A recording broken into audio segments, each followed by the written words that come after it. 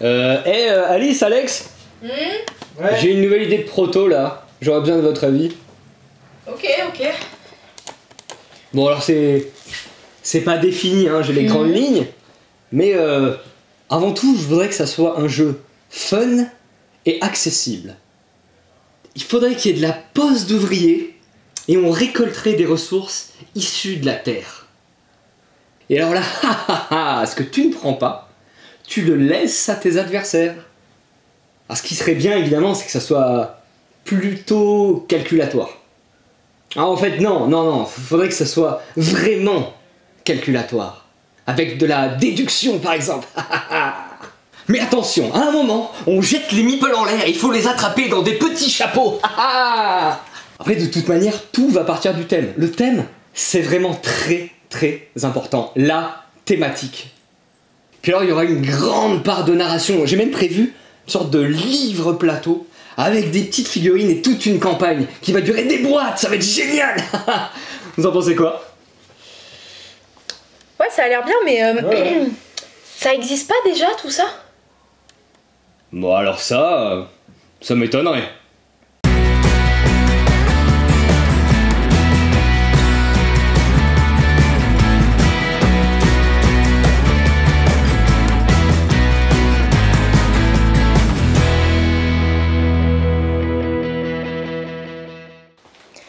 Coucou YouTube, coucou Alex, et petit teasing de ce qui arrive plus tard.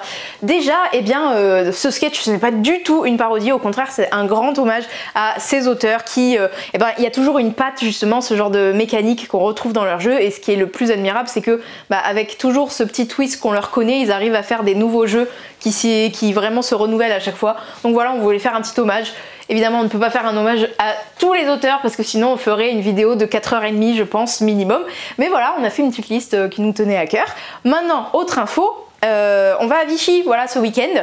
Donc à partir de demain quand vous regardez cette vidéo. Vichy Pro, donc nous c'est ce week-end et pour le public c'est le week-end d'après. Et donc, eh ben, on y va à 4, donc Alex, Yes. Fanny, Jeff et moi. Comme l'année dernière, et comme les années précédentes, vous pourrez suivre toutes nos aventures sur Instagram que je gérerai avec brio comme chaque année, et je resterai à la fin sur mon lit à crever. Mais c'est pas grave, c'est pour votre bon plaisir, et si vous n'êtes pas sur Instagram, eh bien c'est bon. Allez, ramenez vos fesses. Maintenant, on passe à une autre info qui est une offre qu'on vous rappelle et qu'on a depuis un petit moment. C'est des 45% de réduction sur ces... alors il y en a combien? 1, 2, 3, 4, 5 jeux. Donc Time of Empires, The Great Race, le projet First Empires et Familiar Tales. Alors, vous me dites pourquoi ces jeux-là et tout? En fait, c'est une offre proposée par l'éditeur. On a dit go parce que c'est des super bons jeux, c'est une super bonne offre. Donc voilà, si vous hésitez, vous avez des prix... astronomiquement bas pour des jeux si bons. Donc voilà, et maintenant on va commencer avec les vraies nouveautés. Hop, on va ramener Tinkerbell, la petite fée clochette, pour Dixit Disney Edition, les 100 ans de Disney. Voilà, ils ont marqué le coup cette année. C'est une version du coup Disney de Dixit de Jean-Louis Roubira, que nous connaissons très bien maintenant, qui a fait donc Dixit et toutes ses extensions, je crois qu'il y en a 10, et qui a fait Stella aussi, Captain Esperanza dans un tout autre style que les Dixit, voilà. On y retrouve exactement les mêmes règles, mais avec un nouvel univers, donc toujours 3 à 6 joueurs, à partir de 8 ans, 30 minutes de jeu, distribué par Asmodée, mais édité par Libellude. On a énormément d'artistes qui ont travaillé sur les illustrations, elles sont toutes magnifiques. Alors, est-ce que j'ai tous les illustrateurs ici? Non, parce que la liste est longue, mais c'est principalement Nathalie Dombois.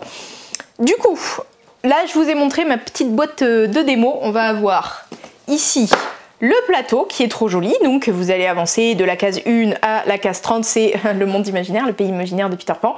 Donc le premier à avoir atteint le 30 a gagné. Ici vous avez un petit récap qui est cool de comment marquer des points. Et vous allez avoir ici les, du coup, 6 emplacements maximum pour les cartes que vous tirerez à chaque manche et avec lesquelles, que vous placerez à chaque manche et avec lesquelles vous jouerez.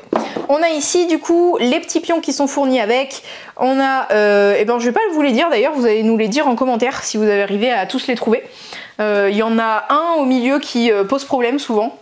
Et ici, c'est le petit lapin blanc que les premiers acheteurs auront le droit d'avoir en petit cadeau. Il y en a très peu offerts par Asmodée, mais il y en a quelques-uns, donc vous aurez un septième pion jouable avec évidemment sa petite molette et une carte Alice au Pays des Merveilles à rajouter dans le paquet. Ici, je vous ai fait une toute petite sélection parce qu'il y en a plein d'autres, mais par exemple de mes cartes favorites, voilà ce que vous pouvez retrouver dedans. Donc on y reconnaît bien les Disney et les Pixar. Mais avec un style assez quand même Dixit, donc avec des choses un peu oniriques, etc. Ça me fait rire. Voilà, vous en avez vraiment des très très beaux. Vous avez les grands classiques, vous pouvez même trouver du Dingo, du Mickey. Enfin voilà, il n'y a pas que les films. Il y a même Peter et Elliot, le dragon. Oh. Ouais, il y en a vraiment des trop trop cool. Voilà, donc c'est un petit aperçu. Ça, si vous devinez, vous êtes fort. Le dites pas les garçons. Hop, parce qu'en vrai, la carte est un peu perchée, même pour moi qui moi, connais pas trouvé. Oui, moi je sais, mais pourtant, j'adore ce dessin animé, hein, mais il est un peu dur. Hop, il y a celui-ci. Peut-être que si, ok. Voilà, hop. Et voilà, c'était un petit aperçu de tout ce que vous pouvez trouver là-dedans. Je vous ai donné des indices d'ailleurs sur mes Disney favoris, c'est ce qui est là-dedans. Voilà, on a juste le droit à ces petites peluches pour le temps de la promo. Et après, on va sûrement les kidnapper chez nous, parce qu'ils sont fort mignons. Allez, je passe la main. Je le découvre en même temps que vous, parce que j'avais pas vu les cartes en fait jusqu'ici. Et je suis émerveillé, enfin à part les visuels sur internet. Et surtout, j'avais pas vu qu'il y avait le génie de la lampe en personnage jouable. J'ai envie d'y jouer juste pour ça. J'adore le génie de la lampe. On va partir par là-bas, on va changer d'ambiance complètement, n'est-ce pas Alex? Oui. Un jeu de Mike Nade, c'est Bad Book Games qui nous propose ça, c'est Maximum Apocalypse de chez Rock Manor Games. À la base, c'est un jeu coopératif pour 1 à 6 personnes pour des parties de plus ou moins 1 heure et demie. Ça va dépendre évidemment du nombre de joueurs. C'est la fin du monde, tout est dans le titre, c'est l'apocalypse. Vous choisissez votre apocalypse préféré. Est-ce que tu préfères les zombies, Alex, les mutants? Tu préfères une apocalypse robotique ou alien? Robotique. Robotique, c'est pas mal. Hein. Ouais. Il y a une petite ambiance Terminator qui me plaît bien. Ok, on va mettre en place les cartes selon le scénario en cours. C'est un jeu à scénario rejouable, évidemment. On va partir de notre petit van et on va explorer tuile par tuile. Alors les tuiles, au début, elles sont face cachée, partiellement visible, et on va avancer donc de tuile en tuile pour réaliser notre objectif. C'est un jeu à objectif. On va vous dire, bah voilà, durant cette partie, vous devez trouver le professeur Alexandre. Très bien. Professeur Alexandre est dans l'hôpital, donc il faut trouver l'hôpital, il faut trouver le professeur Alexandre. Et on me dit oui, mais si vous retournez au van, il vous faut 5 unités d'essence. Il y a plusieurs ressources dans le jeu. Bon, mais il faut qu'on arrive à trouver tout ça et qu'on rentre sans se faire manger par les zombies, les mutants, les robots ne nous mangent pas et les aliens. Voilà. Bref, sans nous faire oxyre, hein, du moins. On a chacun notre personnage, on va choisir son personnage. Il y a une petite asymétrie parce que on n'a pas tout à fait le même équipement de départ, on n'a pas tout à fait le même nombre de points de vie. Nombre de points de vie que s'il tombe à 0, c'est perdu, vous vous en doutez.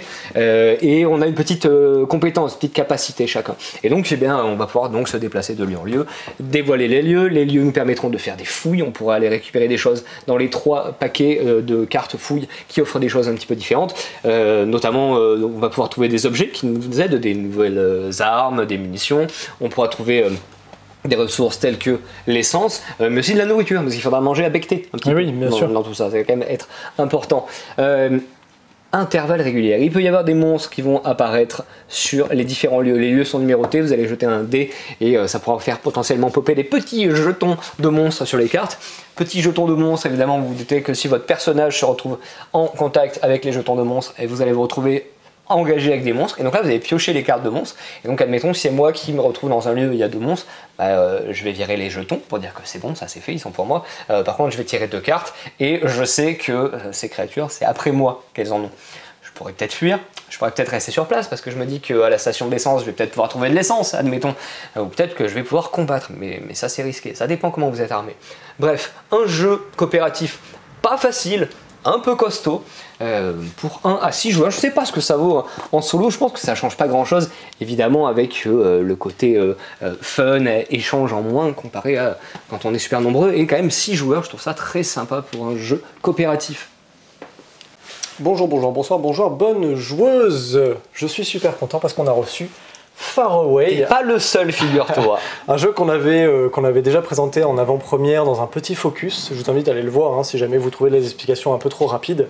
C'est un jeu de chez les Catch Up Games, un jeu de Johan Goupy et de Corentin Lebras. C'est magnifiquement illustré par Maxime Morin. C'est un jeu qui a déjà pour parti pris le choix de la boîte, parce qu'en fait vous avez 4 couleurs dans le jeu, elles se retrouvent sur les boîtes. Donc vous avez bleu, orange, jaune et vert, donc vous pourrez choisir votre boîte. Et c'est un jeu très minimaliste de cartes, avec une subtilité surtout dans le comptage de cartes, que je trouve hyper malin. La manière de compter les points de victoire, c'est très malin. Ouais, complètement. On a des illustrations, alors je te laisse éventuellement montrer un petit peu les cartes. Les cartes, en termes d'iconographie, ça va être très très clair aussi, très limpide. Et on a sur chaque carte, on va dire différentes couleurs, comme je le disais, avec jaune, orange, vert et bleu, différentes icônes qui ont très vite rentré. Et c'est un jeu avec une mécanique méga simple. En fait, on va jouer, on va dire, 8 tours, parce qu'une fois qu'on aura tous joué 8 cartes, on va commencer le scoring. Et vous allez voir, ce qui est malin, c'est que le scoring va se faire à l'envers par rapport à ce qu'on a joué. Chaque début de tour, on va avoir 3 cartes en main, et on va pouvoir en fait en choisir une qu'on va jouer à ce tour-là. Donc simultanément, là, c'est vraiment la première phase où chacun joue en même temps. Et on va prendre une carte et la poser à la suite de notre rangée. Une fois qu'on a tous fait ça, on la révèle. Là, il va se passer différentes choses. La première chose, c'est que si jamais la valeur qui est ici est supérieure à la carte précédente, vous allez pouvoir, ce qu'on appelle piocher en fait, des sanctuaires. Et vous allez en piocher un de base, plus 1 par symbole de carte comme ça au trésor que vous avez. Donc là, j'en piocherai 2 en fait. Ces cartes-là, c'est des petits bonus que vous aurez, qui vont se jouer à part, qui ne font pas partie de votre série, mais qui vont servir pour le scoring de fin. Ça peut être très très utile. Ça peut être très malin. Quand vous avez fait ça, ensuite, il y a la phase où vous allez avoir au centre de la table un certain nombre de cartes. Il y en aura, là on va dire qu'on est, on va dire qu'on est 3 à jouer. Il y a toujours un nombre de cartes visibles au centre de la table, nombre de joueurs plus 1. Donc là, mettons, on est 3, donc il y a 4 cartes. Et on va regarder quel est le joueur qui a joué la carte ici de valeur plus petite. Donc là, moi je jouais 46, en admettant que quelqu'un ait joué, je sais pas moi, le 33 par exemple. Et ben il va se servir peut-être en premier. Et l'autre joueur a joué 64, mettons. Du coup, le joueur qui a joué 33, il a joué plus petit que tout le monde, donc il va pouvoir servir en premier ici. Donc il va récupérer l'une de ses cartes, on va dire qu'il prend celle-ci, admettons. C'est ensuite à moi, moi je vais prendre celle-ci parce qu'elle m'intéresse, je la trouve intéressante. Hop. Et ensuite l'autre joueur va prendre cette carte-là, et du coup cette carte-là sera défaussée. Une fois qu'on a fait ça, on va pouvoir jouer justement un sanctuaire qu'on aura pioché parmi plusieurs, ou si on en a qu'un, on peut le jouer. Mais voilà, on peut jouer une carte de sanctuaire à ce moment-là, et donc du coup je vais la poser à côté de mon chemin, en fait, de mon exploration, de mon chemin de carte, et ça pourra me valoir des points en fin de partie. On va continuer comme ça, hop, à chaque fois, et donc au fur et à mesure, on va jouer des cartes. Et là vient la partie hyper intéressante du jeu, c'est le scoring. Donc quand vous avez joué vos 8 cartes, ce qu'on fait là, c'est qu'on va retourner toutes nos cartes, hop. Ça c'est vraiment malin. Sans évidemment changer l'ordre, ça n'a pas d'intérêt. Et vous allez révéler votre carte, du coup, votre première carte, en fait la dernière carte que vous avez jouée. Et vous allez regarder si vous remplissez les conditions pour marquer les points. Là, ma condition, c'est d'avoir 4 couleurs en fait, différentes dans mon chemin. Et ça me fera 10 points. Ça va être compliqué pour l'instant. Le truc, c'est que là, cette carte est mal placée. Pourquoi? Parce que pour l'instant, il n'y a que cette carte-là de visible. Et en fait, on ne compte que les cartes qui sont visibles. Ce qui fait que là, je ne marque rien. Par contre, vous allez voir aussi qu'il y a des petits symboles en haut à droite qui sont des sortes de ressources. Alors on a, c'est pas des esprits, je sais plus comment on appelle ça, mais il va y avoir la ressource en gros le minéral, l'animal et le végétal. Donc là, cette carte fournit un minéral. Par contre, cette carte ne fera jamais gagner de points en elle-même. Exactement. Par contre, elle fournira des points peut-être à d'autres cartes. Exactement. Ça, c'est trop fort. Le scoring se fait du coup de droite à gauche, en fait, si on veut, et on remonte. Donc là, par exemple, je vais ensuite scorer cette carte-là. Cette carte-là, malheureusement, ne me fait qu'un seul point, parce qu'elle va scorer 1 point par carte jaune et rouge visible. Et du coup, là, j'en ai qu'une, c'est celle-ci. C'est un peu dommage. Et c'est comme ça que vous allez comprendre, en fait, le placement de vos cartes. Si je vais un peu plus loin, hop, on va dire que celle-ci, par exemple, si je veux scorer 10 points, vous avez ici un prérequis. Il vous faut 2 symboles de minéraux ici et un symbole animal. Est-ce que je les ai? Mais je ne crois pas, malheureusement. On dirait que tu as joué au hasard un petit peu, Alexandre. Et donc du coup, là, cette carte-là, malheureusement, ne score pas, parce que je n'ai pas les conditions, je n'ai pas les prérequis ici. À l'inverse, celle-ci, par exemple, elle score avec un minéral, condition, que j'ai ici. Donc c'est bon, j'ai un minéral visible, je score. Elle score 2 points par carte de nuit. Alors qu'est-ce que les cartes de nuit? Ce sont ces symboles-là au-dessus. Vous avez des symboles jaunes ici pour le jour et des symboles bleus pour la nuit. Eh bien, j'ai un symbole nuit ici et un symbole ici nuit, donc ça me fait bien 2 x 2, ça fait 4 points. On va continuer comme ça, jusqu'à révéler toutes nos cartes. Et une fois qu'on a scoré toutes nos cartes, on peut aussi scorer les petites cartes de sanctuaire, comme je vous ai montré. Hop, je vous montre ça comme ça. Voilà. Alors ça c'est bizarre, elles sont pas bien mélangées les sanctuaires, parce qu'en fait ce qui est cool dans les sanctuaires, c'est qu'on peut avoir des sanctuaires de couleurs. Et ça c'est hyper intéressant, parce qu'en fait des fois il y a des cartes, notamment comme celle-ci, qui scorent par carte jaune et rouge. Bah, celle-ci par exemple, si je l'avais, c'est une carte jaune, donc elle score aussi.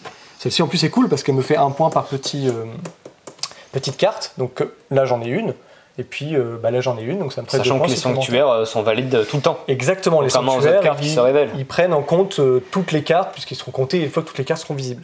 C'est super malin, et vous voyez c'est hyper minimaliste, en vous expliquant le jeu là, vous pouvez déjà y jouer. Et en fait, au début, sur les premières parties, il ne faut pas trop avoir peur, parce qu'en fait on va poser les cartes, et une fois qu'on aura posé nos 8 cartes, on va commencer à voir ce qu'on a mal posé en fait. On va se dire, ah ouais non mais en fait celle-ci il faut la jouer plus tard, et celle-ci il faut la jouer plus tôt. Et on se dit, ok là on est malin, mais non, parce qu'en fait le jeu vous bloque dans le fait que, je vous rappelle que quand vous jouez une carte qui, du coup, est plus grande que la précédente, elle vous fait piocher des sanctuaires. Le problème, c'est que les cartes qui sont en général de haut chiffre, elles sont pas intéressantes en fait à la fin, elles vont être intéressantes en fait au début. Mais sauf que du coup, si on met des trop gros chiffres au début, on va jamais piocher de sanctuaires. Exactement. Donc c'est plein de petits dilemmes méga simples, mais c'est très malin. Enfin voilà, moi je trouve encore, en tout cas en termes graphiques, c'est vraiment magnifique. En termes d'iconographie, il n'y a rien de plus simple, c'est très lisible. Très lisible. Ah, on a adoré franchement. Mais franchement, il y a tellement de petits... Enfin ça, moi, c'est vraiment le coup de cœur de la semaine, et c'est même un coup de cœur de cette année, on va dire 2023, parce que je trouve que c'est ce genre de jeu, on se dit, pourquoi j'ai pas eu l'idée? C'est tellement malin d'avoir inversé le scoring et de se retrouver avec des dilemmes de, ok, il faut que je joue plus grand. Oui, mais j'ai pas besoin de vert. Oui, mais j'ai besoin du bleu. Et pour avoir le bleu qui est là, il faut que je joue gros, pour être sûr d'être... Du coup, enfin, pas jouer petit, pour être sûr de récupérer en premier. Donc c'est plein de petits dilemmes, c'est très malin, j'aime vraiment beaucoup. C'est vraiment un jeu, je ne me lasserai jamais de jouer, parce que je trouve qu'il a cette fluidité qu'on a dans Abyss Conspiracy, que j'adore aussi, avec une rapidité d'explication, iconographie claire, et scoring juste incroyable. Donc vraiment Far Away, n'hésitez pas à y aller, parce que c'est vraiment top comme jeu. Je vais enchaîner au-dessus. Un petit peu au-dessus. Au-dessus, on a reçu Monumental de chez Funforge, c'est distribué par Asmodée. Monumental qui doit arriver avec 2 extensions. Alors pour l'instant j'ai fait que le jeu de base. Je vais faire des extensions la semaine prochaine, ou du moins Antoine les fera, parce que moi c'est commandé, ça arrive. Ça va arriver. Monumental, c'est franchement l'un des meilleurs jeux. Alors moi il y a un jeu de civilisation que j'aime beaucoup, c'est Kemet, que je trouve incroyable. Avec Cyclades aussi, j'ai trop hâte que Cyclades revienne, ça va être la folie, j'ai vu les Kickstarter là, mais c'est magnifique. Là Monumental, c'est aussi pour moi un des top 10 des meilleurs jeux, on va dire, de civilisation, parce qu'on a des mécaniques. Donc déjà on a un plateau qui est modulable, entre guillemets, parce que ça va être un plateau qui est défini par un scénario, en fonction du nombre de joueurs, en fonction du scénario que vous choisissez, vous avez des tuiles que vous agencez. Donc c'est plaisant, on fait la mise en place comme ça, on fait notre petite carte.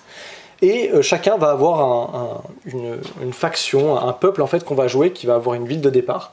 Et on va essayer évidemment d'avoir le plus de points de victoire. La fin de la partie s'enclenche à la fin d'une 3e année, et les années sont définies par un marché de cartes. Dès que le paquet 1 est vide, on passe au paquet 2, puis le paquet 2 est vide, on passe au paquet 3, etc.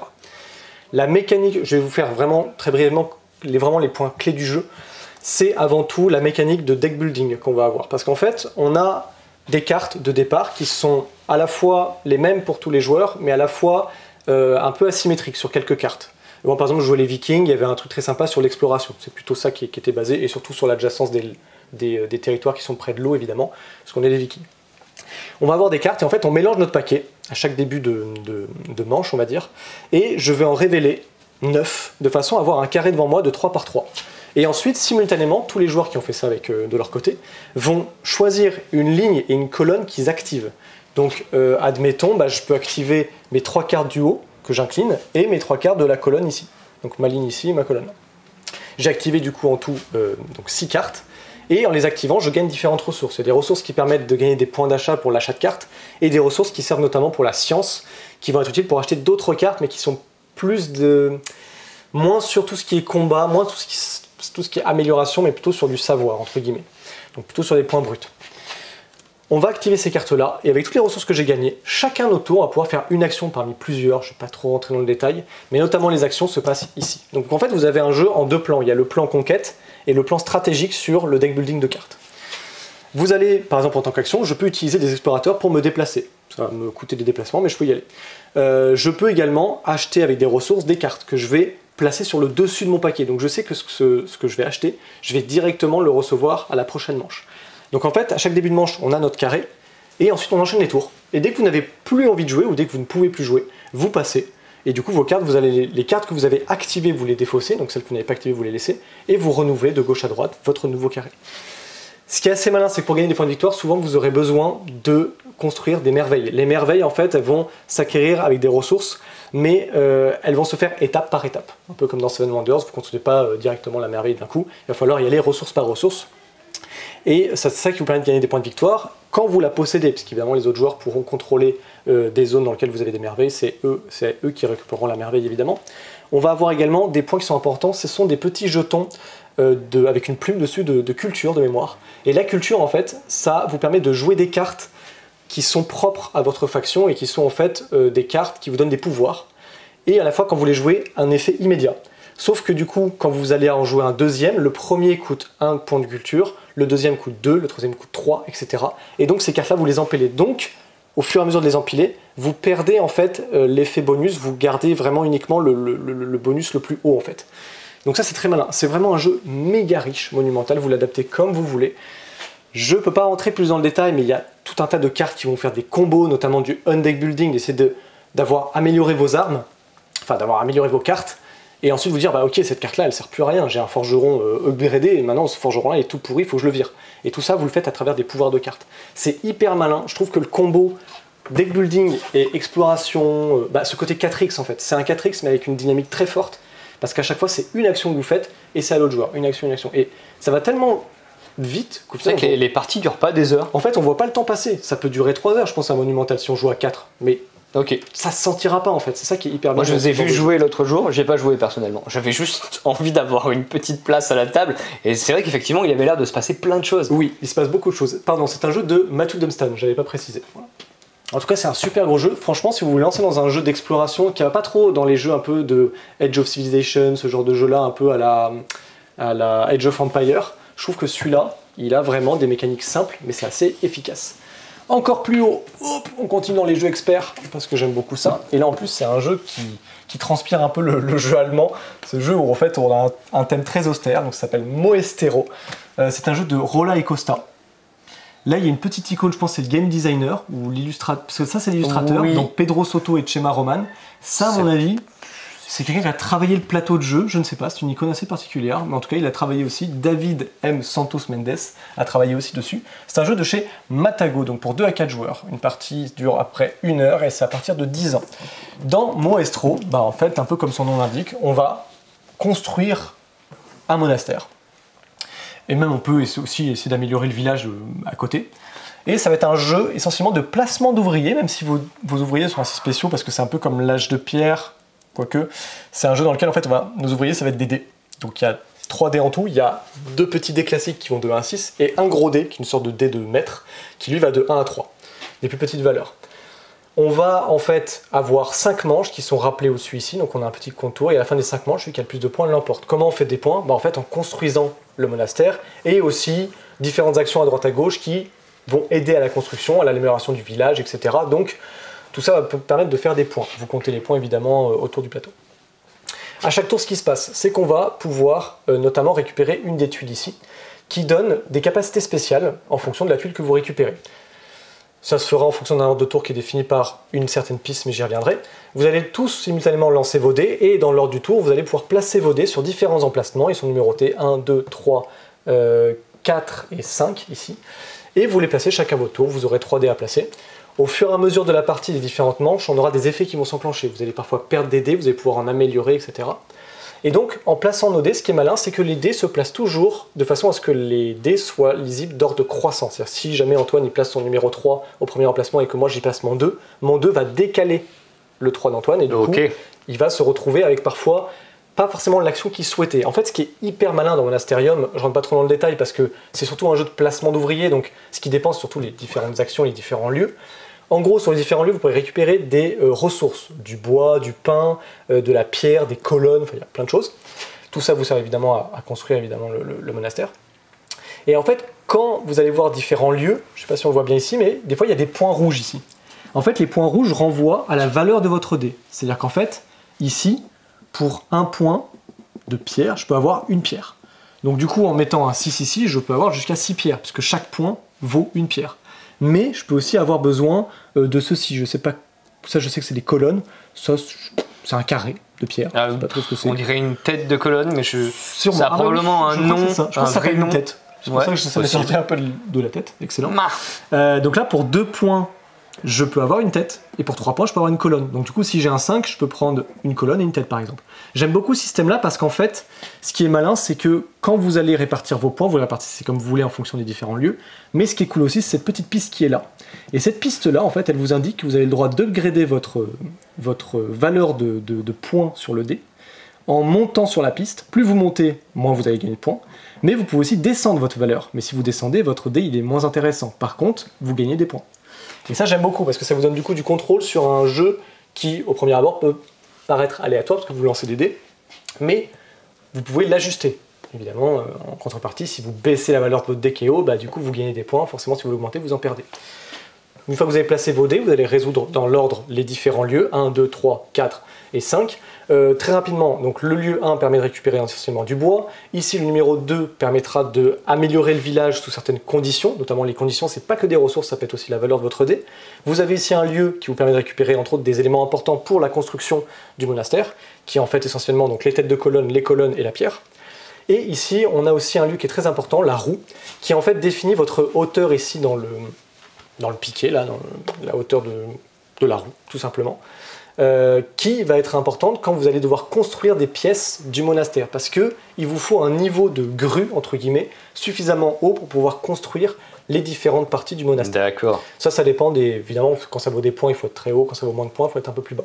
Ici, c'est une zone importante, ça vous permet de récupérer aussi des tuiles, qui auront différents intérêts durant la partie, et en fait, ça vous coûte des points. Mais quand vous allez acquérir la première tuile, ça va augmenter le coût de la deuxième. Et acheter la deuxième augmente le coût de la troisième. Donc, quand vous vous placez dernier, en fonction de ce qu'achètent les autres, vous n'êtes pas sûr d'avoir la condition en termes de points sur votre dé pour pouvoir récupérer les tuiles. Voilà grossièrement comment fonctionne le Moestero. Une manche, c'est assez rapide. Je place 3 dés, on résout 1, 2, 3, 4, 5. On passe à la manche d'après. La manche indique l'effet qui se passe. C'est genre, chaque joueur gagne un de bois, chaque joueur perd un dé, chaque joueur augmente son dé, etc. Donc c'est pas très compliqué, c'est un jeu vraiment qui va faire plaisir à tous les joueurs de placement d'ouvriers, de gestion de ressources. Il y a des petites mécaniques, je trouve, assez novatrices dans le montant de la grue à avoir en termes de conditions, mais aussi le système de points qu'on peut répartir comme on veut. D'où le fait de gérer les points avec cette piste. Voilà pour Moestero, et on continue. Archéologique, un jeu proposé par Ludonote, c'est un jeu de Johan Levé que vous connaissez probablement pour Turing Machine, mais on a également joué à Humanity qui va arriver bientôt de cet auteur, n'est-ce pas Alex? Et les plus anciens connaîtront Mirmes. Oui, tout à fait. Humanity c'était pas mal, on vous en reparlera. C'était pas mal, très bien en fait. Illustré par Pauline Détraz. Pauline Détraz, il suffit de baisser un peu la caméra et par exemple, entre autres, elle a fait Acropolis, mais aussi Nimalia ou plus récemment Differentio. Voilà, moi je trouve qu'il y a 2 superstars un peu dans cette boîte. Hop, et donc Archéologique, je le mets à ta taille. Merci, je suis déjà en train de mourir.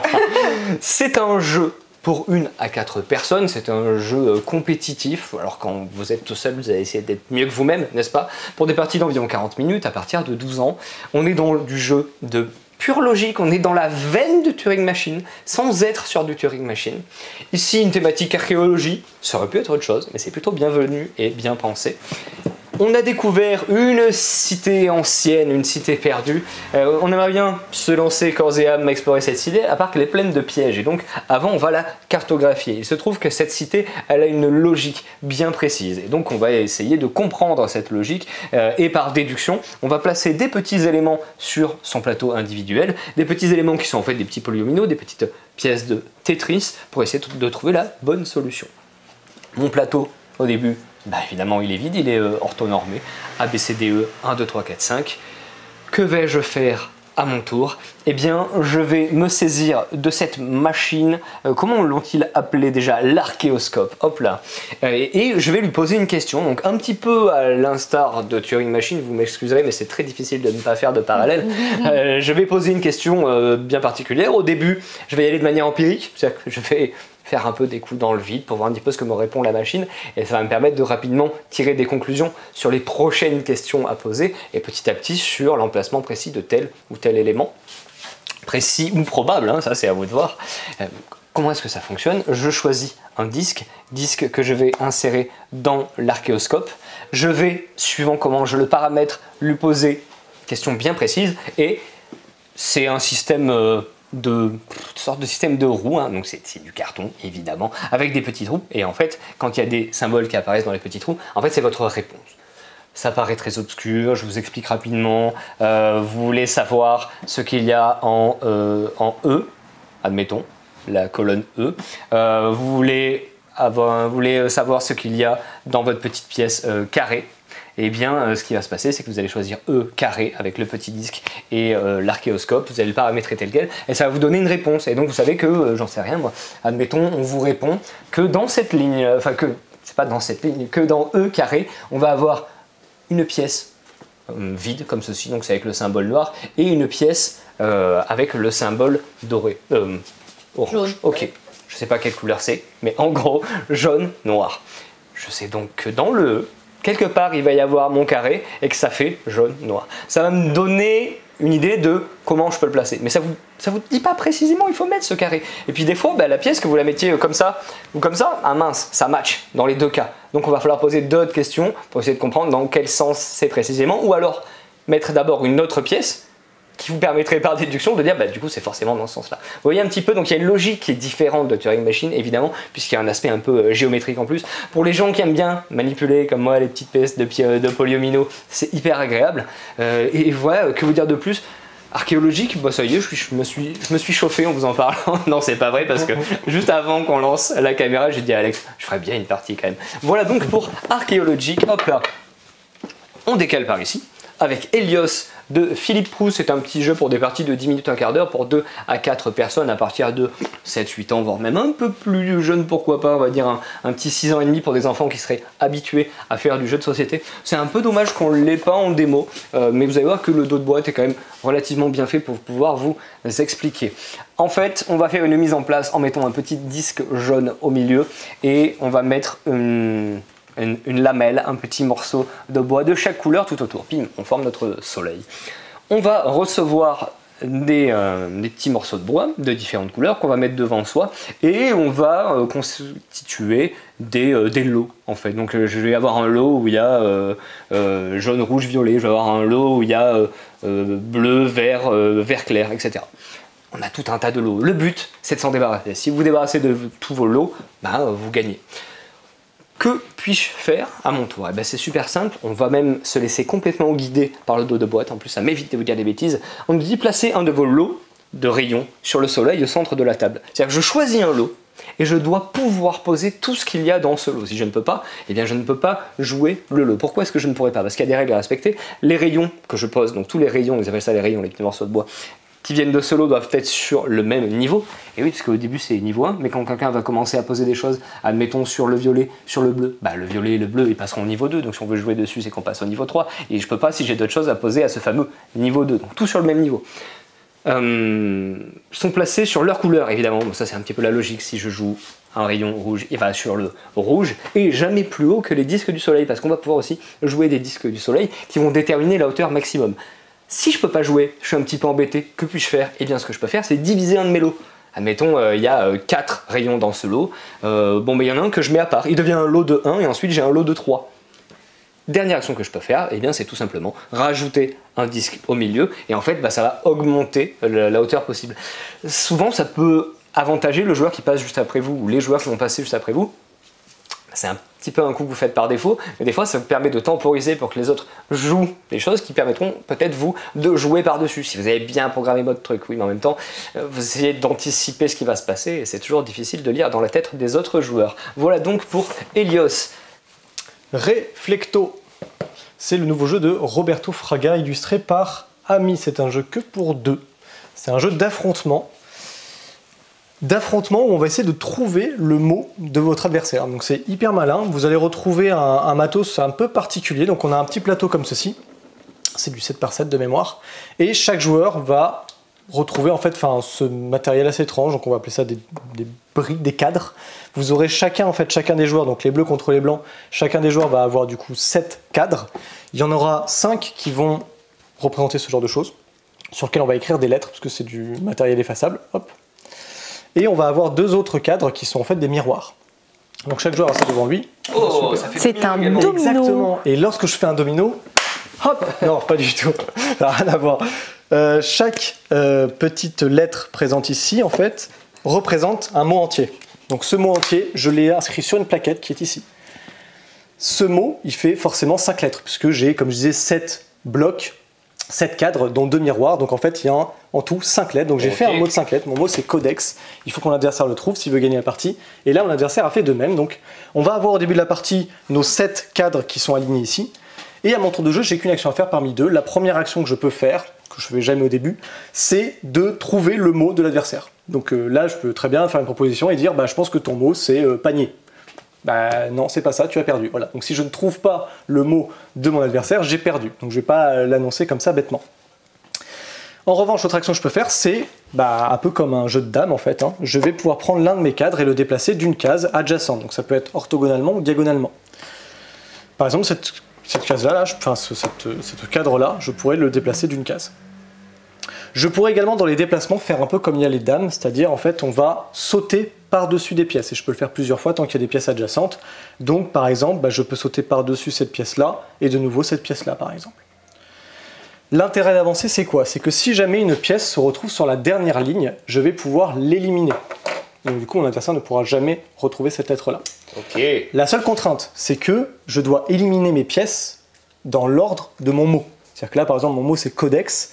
Du coup, la première lettre qui a le droit de sortir, c'est le C. Tant que mon U il est là, par exemple, il ne pourra pas s'échapper. Il faut d'abord qu'il y ait le C, puis le O, puis le D. Beaucoup trop malin.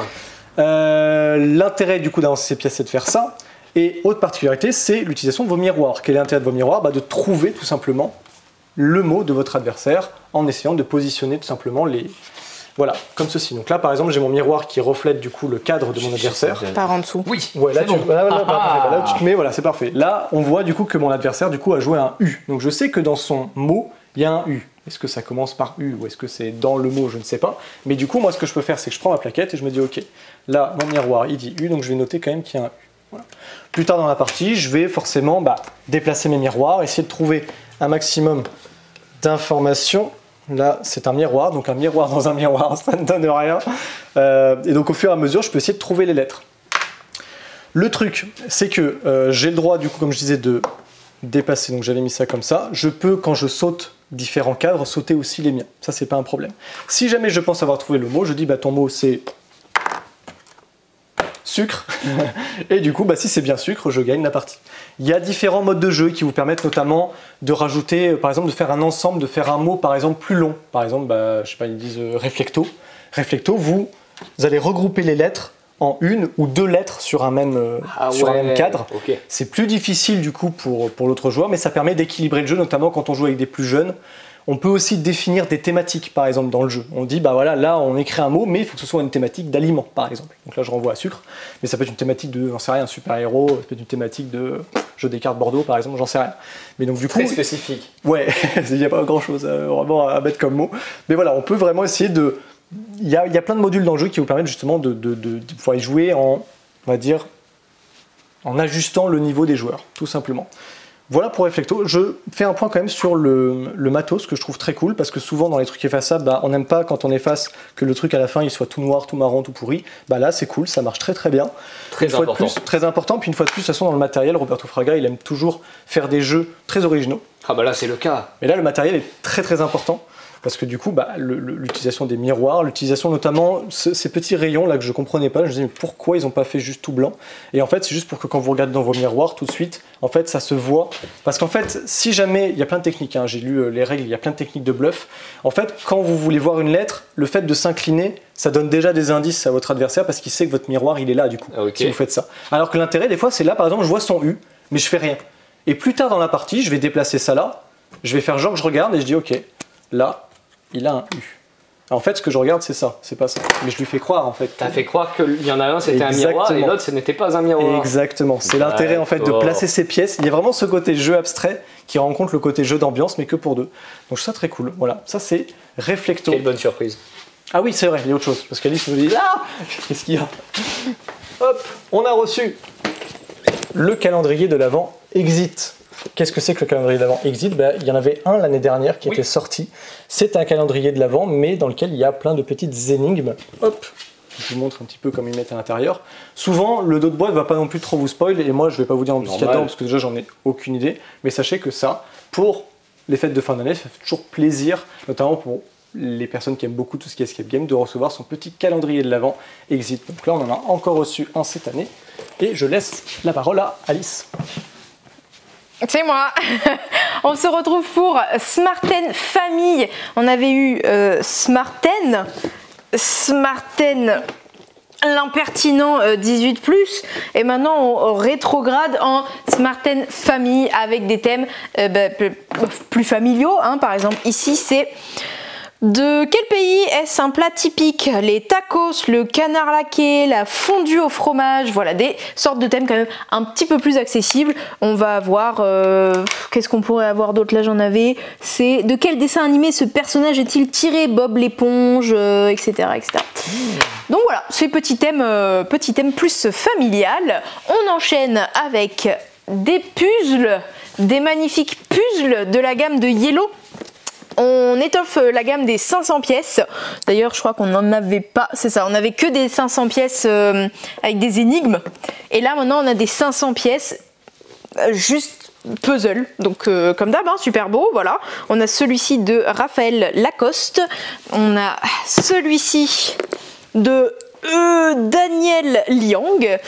Nous avons celui-ci de Miguel Alonso.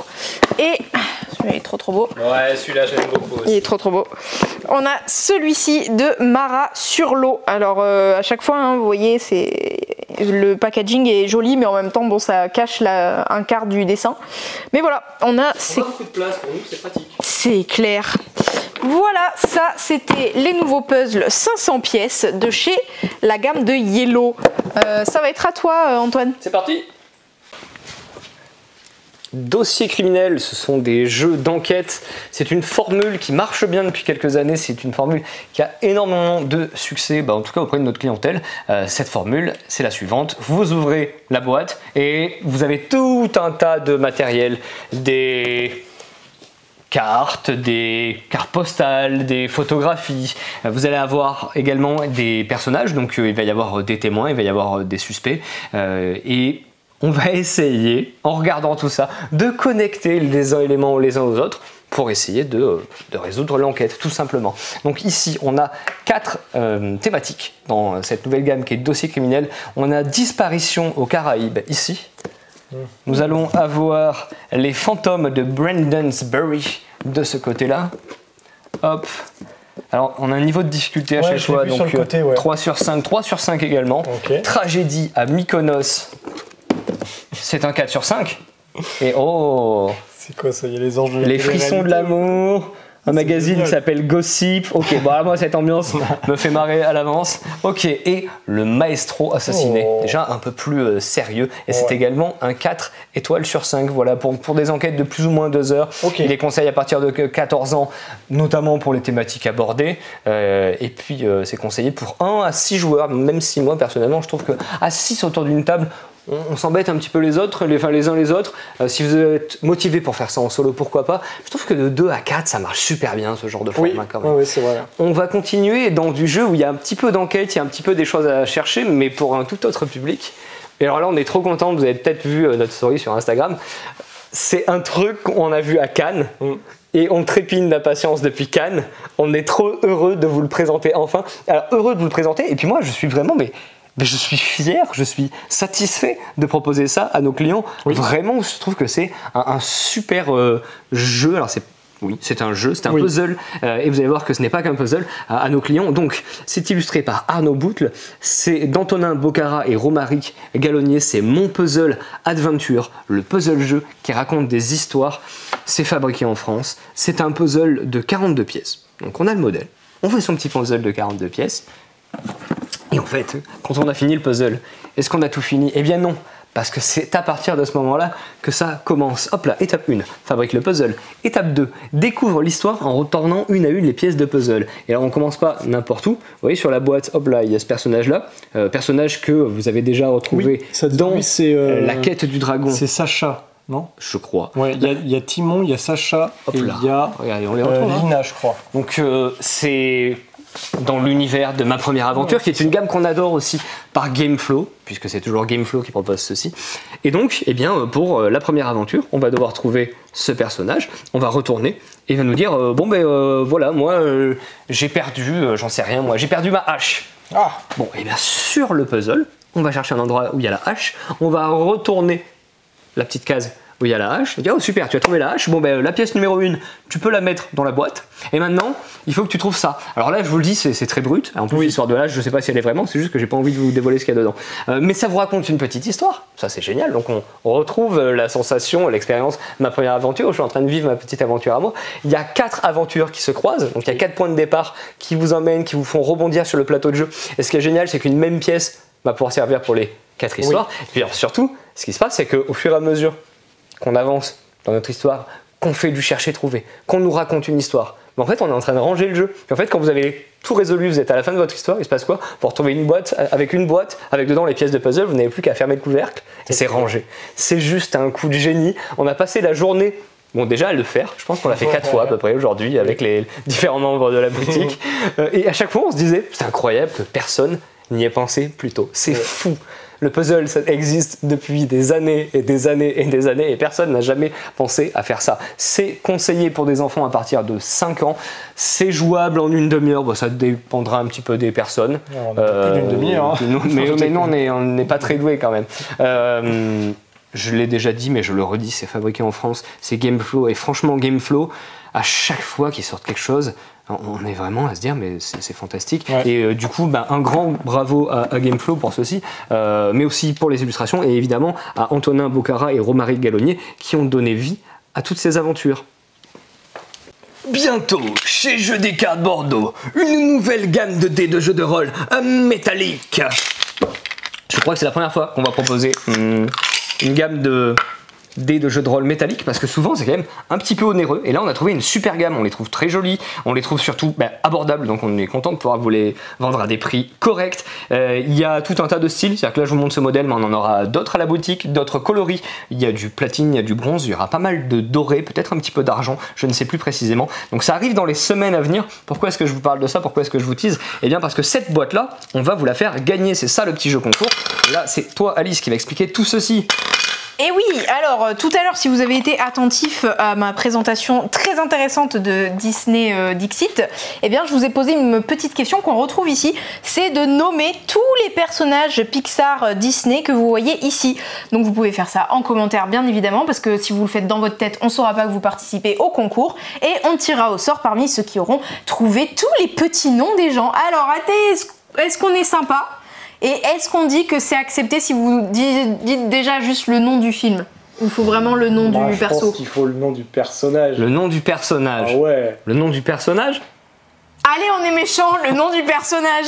Déjà, on a spoilé un tout à l'heure, bon c'était facile. Ils sont relativement faciles, hein. Peut-être un ou deux qui sont un poil plus compliqués. Mais bon, faut les gagner ces dés. Hop. Voilà, allez, ça c'est en commentaire. On passe à l'actu JDR, je vais essayer de ne pas écraser ce meeple. C'est mis. L'actu JDR, elle est un petit peu cachée par ici. Derrière le comptoir, c'est toujours le bazar. J'aime bien. Hop là. Le nouveau supplément pour Donjons et Dragons, 5e édition, Horizon de la Citadelle Radieuse. Ce sont des scénarios en fait. C'est un recueil de 13 scénarios qui partent tous de ce lieu-là, la Citadelle Radieuse. C'est bien foutu parce que vous allez pouvoir jouer un petit peu dans tout le multivers, les univers Donjons et Dragons. Vous pouvez faire les 13 scénarios à la suite et considérer que c'est une sorte de campagne, mais ils ne sont pas nécessairement reliés entre eux, ou vous allez pouvoir ponctuer vos campagnes officielles ou maison de temps en temps d'un petit scénario de la Citadelle Radieuse. Hop là, on a également reçu, il n'y a pas que les dés, on a là, maintenant, tout de suite, les pièces métal, ça aussi, c'est rare qu'on en propose. Là, on s'est dit, bah, celles-ci, elles sont pas trop chères, elles sont vraiment très très jolies. Ouais. Donc, il y a plusieurs styles. Nous, on est parti sur le style magique, avec des sortes de petits pentacles et hexagrammes et autres que sais-je. On les trouve vraiment très jolis, puis surtout, c'est un petit peu passe-partout. Faites du jeu de rôle dans un univers heroic fantasy, ça passe. Si c'est de l'enquête un peu occulte, ça passe. Bah, pour du GN, c'est parfait. Du steampunk, ça passe aussi. Donc voilà, on est parti là-dessus. J'espère que ça vous plaira. Hop, on a reçu des nouveaux sets de dés. Alors vous connaissiez peut-être chez nous les sets de dés patounes avec des petites patounes de chat. On les vend plutôt bien parce que les patounes de chat c'est trop bien. Et bien désormais on a les sets avec les patounes de chiens et des os. Bref voilà, pour les gagas des chats et pour les gagas des chiens. Il y en a pour tous. Il y a pour les gagas de Cthulhu aussi, puisqu'on a reçu. Alors ça c'est un set qu'on vous avait déjà proposé il y a vraiment quelques mois, mais on vous le repropose. On se dit sur la fin d'année pour faire des cadeaux, pour compléter des petits sets de jeux de rôle, c'est juste parfait. C'est à côté bien évidemment des sets de dés lama. Voilà, hein, vous avez vraiment de quoi. Il y a du chien, il y a du chat, il y a du lama. Il y a tout. On va passer derrière le comptoir. Hop là. Mais avant, on serait curieux de savoir quel est le jeu que vous attendez pour la fin d'année. Lequel est-il ?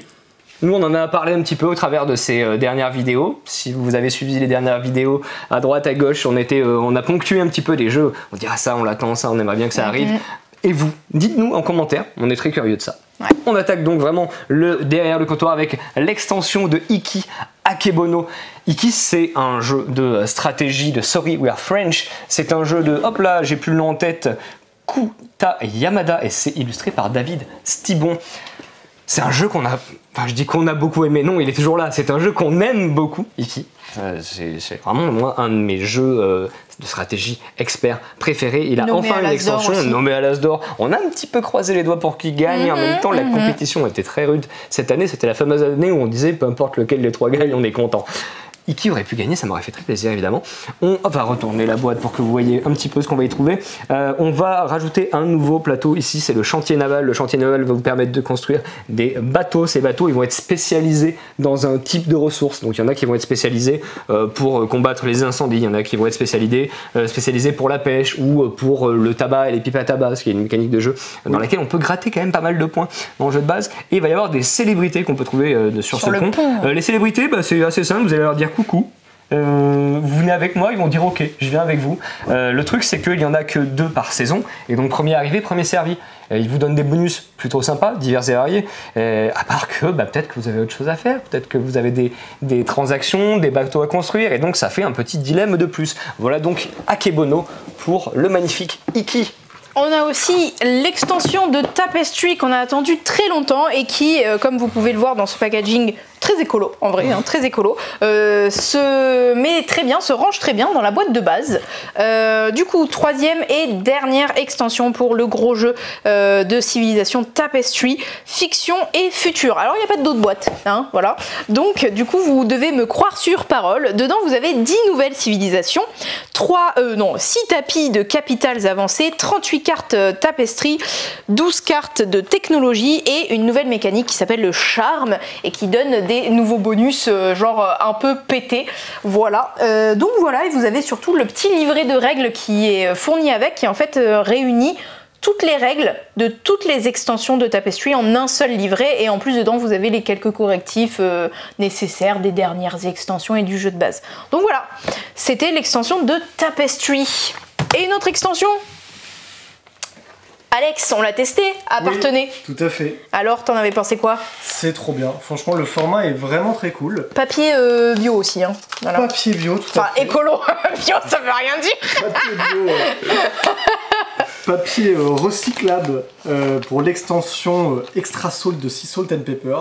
C'est une extension qui rajoute 15 cartes de mémoire. Et ce sont des cartes en fait qui vont changer un peu la manière de scorer. Notamment dans les... Qu'est-ce que tu me montres? Là. Ah oui, elles sont là, ok, parfait. Petit aperçu. Alors j'essaie de vous faire un peu le point dessus. Ça ne veut peut-être pas. Hop. Non, visiblement ça ne veut pas. 13 cartes. Ok. Il y a 13 cartes effectivement dans Sea Salt. Des cartes qui vont scorer de différentes manières et j'ai plus souvenir. Je sais qu'il y a des cartes qui vont faire des points. Mais qui ont le choix entre faire des points qui sont cool ou au contraire faire le pouvoir, mais dans ce cas-là, j'ai pas les points. Et ça, je me souviens que c'était une carte assez intéressante. Je sais plus si c'est les hippocampes qui font ça, il me semble que c'est ça.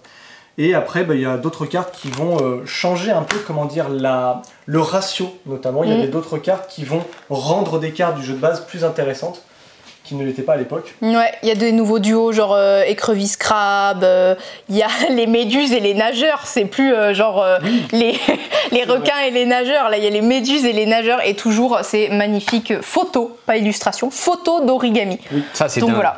Et alors normalement les cartes rentrent dans la boîte de base, oui. C'est ce qui nous avait été confirmé par Bombix. Oui, c'est ça. Très bien Le fait. petit sachet là ici, il est fait pour partir au recyclage. Et les cartes vont dans votre boîte et en avant.